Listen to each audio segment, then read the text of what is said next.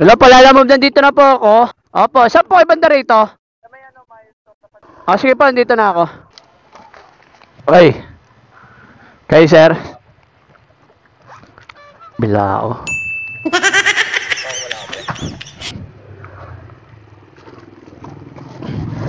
Okay. 2.5 ba yan, sir? Oo. Ito. Okay na. Thank you. Yun mga boss, bali nandito ako sa Kaligayahan. Nakakuha ko ngayon ng abono, halagang 2.5. Bali pagkain to. On the way tayo sa Taguig. Malaking shipping fee ko dito. Let's go! Sana makakuha tayo ng pasabay para goods naman. Yun, update ko kayo mga boss. 12 seconds later. Hello po, lalamove. Sir, confirm ko lang po sir kung yung pinapabonohan nyo po. Sir, ano pong item nyo sir? Opo, yung sa may QC po. Yung abono sir na 2,380 ba yun? Ano pong item nyo sir? Malit lang po ba yun? Sir, bali may ano kami rito sir. May above 2K kasi ito eh. May additional kami 50 rito sir. Okay lang po, sige po. Update ko. Ano yung sir, brand nyo po ba yun? Brand nyo po, okay, sige po. Sige sir, on the way ako sa pickup sir. Thank you po.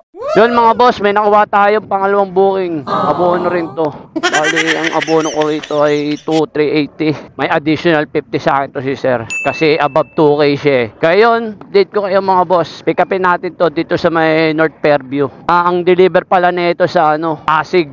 Malapit lang din sa C5 kaya saktong-sakto lang din doon sa deliver ko sa Taguig na pagkain. Kaya yun, let's go tayo. Update ko kayo mga boss. Sir, pick up po. Malit lang ba yan?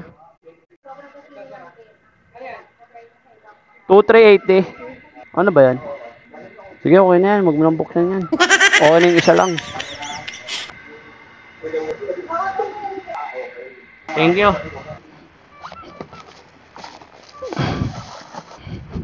Yun mga boss, nakuha na natin yung abono dito sa may North Fairview.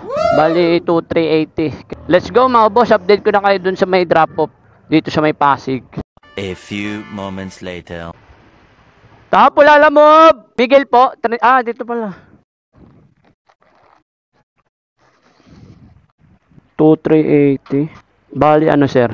Okay, thank you po. Bali ang pinaka-shipping fee ko lang dito yan mga boss. 189 plus may add pa sa akin si sir ng 50 pesos. Kasi above 2K siya. Ngayon, ang pinaka-shipping fee ko ay 239. Magkano po yan sir?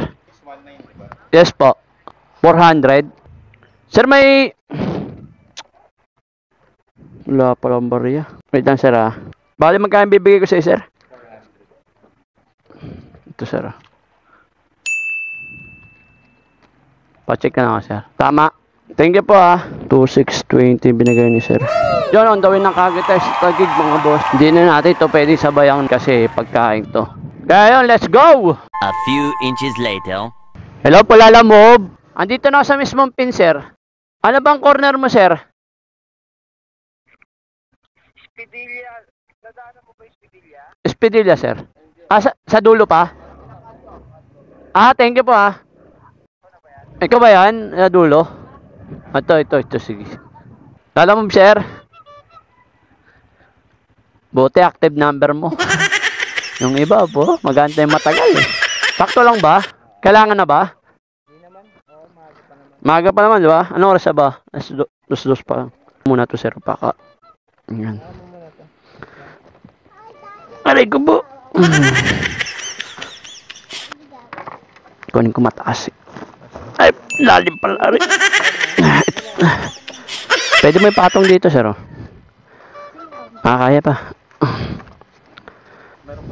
Okay na sir. 2,500 plus 340. 1,2,840 minus magkano to? 3K